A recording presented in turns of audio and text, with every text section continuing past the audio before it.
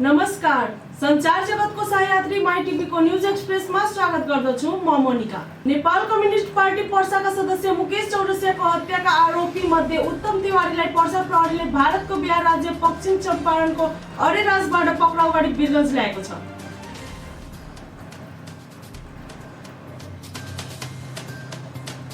मुकेश चौरसियाको हत्याका मुख्य योजनाकार मानिएका तत्कालीन नेकपा एमाले संविधान सभा सदस्य राजकुमार गुप्ता भने मुद्दा दर्ता भएदेखि नै फरार भएका थिए।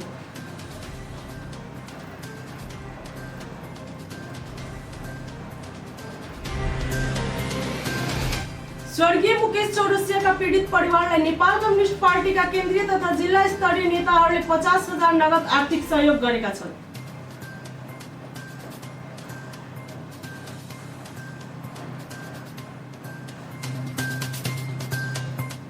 सत्तारूढ नेपाल कम्युनिस्ट पार्टी फेरि विभाजनको संघारमा पुगेको छ। शीर्ष तहका नेताहरू बीच ध्रुवीकरण समेत सुरु भएको एक नेताले बताएका छन्।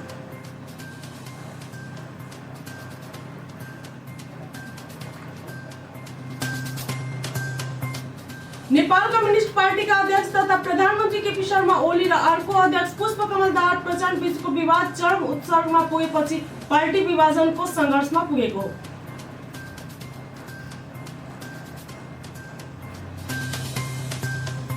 नेपाल कम्युनिस्ट पार्टीका दोस्रो तहका प्रभावशाली नेताहरू भने पार्टीलाई विभाजनबाट रोक्न शीर्ष तहका नेताहरूसँग भेटघाट र छलफलमा जुटेका छन्।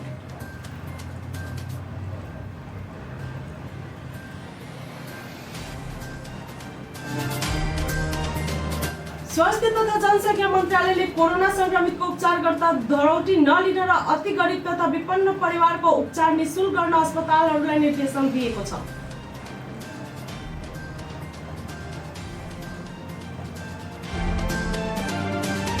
वीरगञ्जको नारायणी अस्पतालको प्रयोगशालामा पछिल्लो पटक गरिएको पीसीआर परीक्षणमा पर्सा 12 रौतहट गरी 17 जना कोरोना संक्रमित फेला परेको अस्पतालका प्रवक्ता डाक्टर अतुलेश चौरसियाले जानकारी दिनुभएको छ।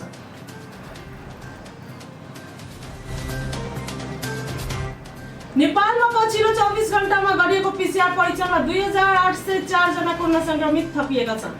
यो सँगै संक्रमित हुनेको संख्या 1,73,567 जना पुगेको छ।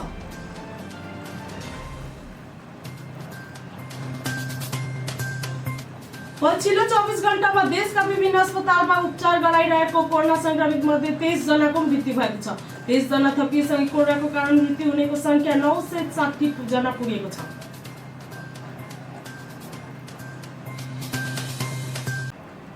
वीरगञ्ज महानगरपालिकाभित्र रहेको सामुदायिक तथा संस्थागत विद्यालयहरू आगामी कार्तिक 23 गतेदेखि स्वास्थ्य सुरक्षाको मापदण्ड अपनाएर सञ्चालनमा आउने भएको छ।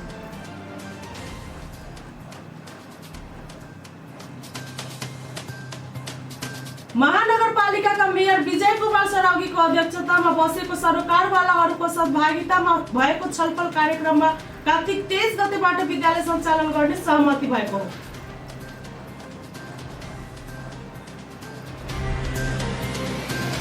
कोरोना भाइरसको महामारी फैलिँदै गएको अवस्थामा आफ्ना बालबालिकाहरूलाई विद्यालय पठाउन अभिभावकहरू भने तयार देखिएका छैनन्। स्वास्थ्य सुरक्षाको ग्यारेन्टीको अवस्थामा मात्र बालबालिका विद्यालय पठाउने पक्षमा छन्।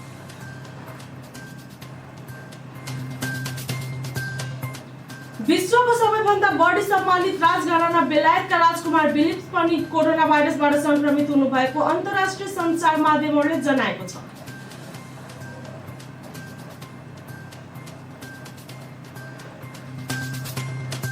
हस्त न्यूज एक्सप्रेस अहिलेको लागि यति नै। अर्को न्यूज एक्सप्रेसको साथमा पुनः उपस्थित हुने नै छौं। तबसम्मका लागि सम्पूर्ण युनिटसँगै म मोनिका पनि बिदा हुन्छु।